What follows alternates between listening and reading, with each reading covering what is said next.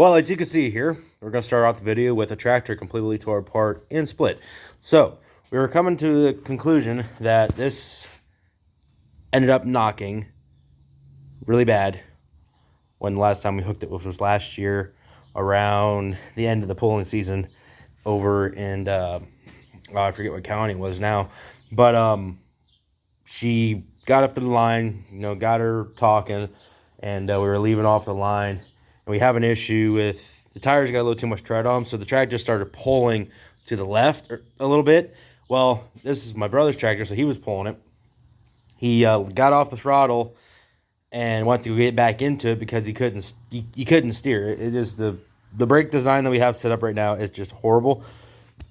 That's all we could do right now for the time being and what we had. But the plan is to completely gut out the brakes and get a disc welded to the axle and run an actual caliper. So until we do that, the brakes right now they'll just have to do. But it started knocking as soon as he let off the throttle, and just sitting there idling just fine. And it started duck duck duck duck duck duck duck duck duck duck. So he shut it off real quick. So a whole winter goes by, and now she's back in the shop. You only got a week to get a copper head gasket, and then get the clutch and everything back together. We figured that we might as well split it and check the brake or the clutch on it, and the dual disc clutch is really good shape yet, to be honest. For 13 years of pulling on this double disc clutch, it's held up very nicely.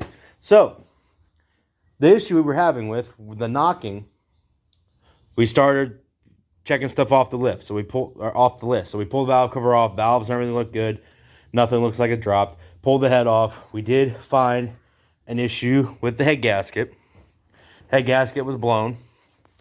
As you can see here, it's in about a couple different pieces, but it blowed there. But here's where we were thinking the issue was, because you could see this was blowed out, this top here on the head when it was still mounted to the block. So what happens, the gasket basically blew out, and we're pushing more air and fuel to where the stock gasket for the 4010s, for the 404s actually, because it's a 404 engine, it came out of a 4430. But I believe this is the big cam 4430 motor, or a 404 motor, because it came out of a combine. But we're blowing past what these gaskets are capable of holding. We're just blowing them out of the proportion, just not holding up to the power we're demanding from them. So we got a hold of a place over there in PA. They make custom copper gaskets for anything performance, anything. So I went ahead and we already got it coming, ordered. He's making it today. He'll order it on Wednesday. We should get it on Thursday and Thursday evening, hopefully, if the latest Friday. But by then I should have it all back split, like bolted back together. Have the head all thick or all cleaned up, ready to go. So when we get it, we just slap it on it and go to town. So, but back to what I was getting to, the knocking. Turns out, after 13 years of pulling, the flywheel came loose. Now, we inspected the crank, the threads, everything looked perfect. There's nothing wrong with it. There's nothing wrong with the flywheel. If you can see on the flywheel that they were loose for a little while. Wind my dirty table here. It's just, professional shops, they're all about, shops are dirty. They're always dirty. Their tables are always dirty.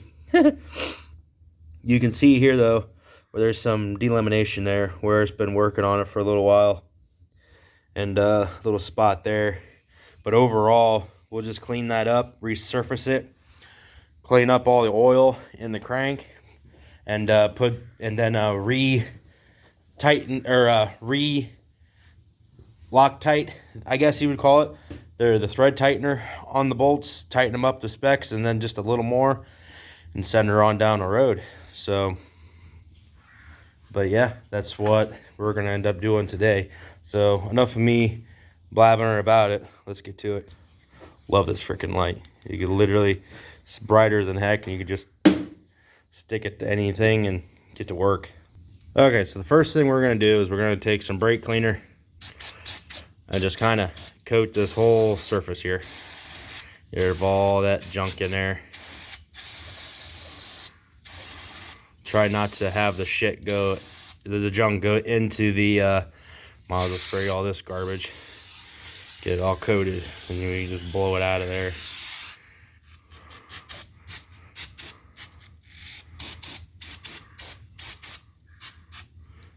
Let's get the blowgun. Right.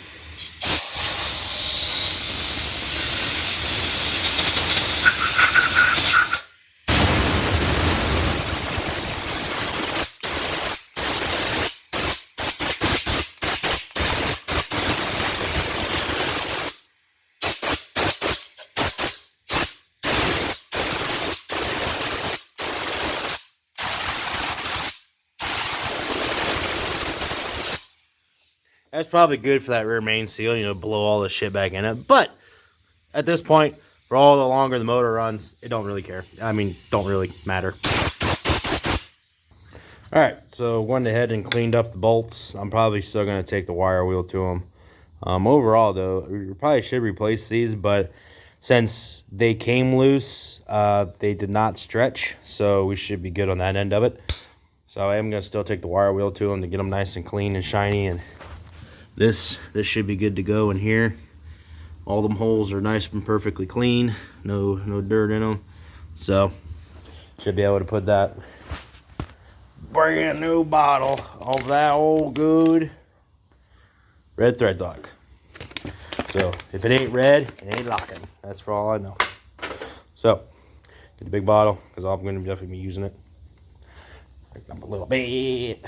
So all right, let's get those bolts cleaned up and get the flywheel cleaned up and get her back on. The compressor is so loud. I'm noticing some like lip on these spots where it's like dug in a little bit. So I'm gonna take a ZA60 grip to it and sand those down just a hair, just a little bit.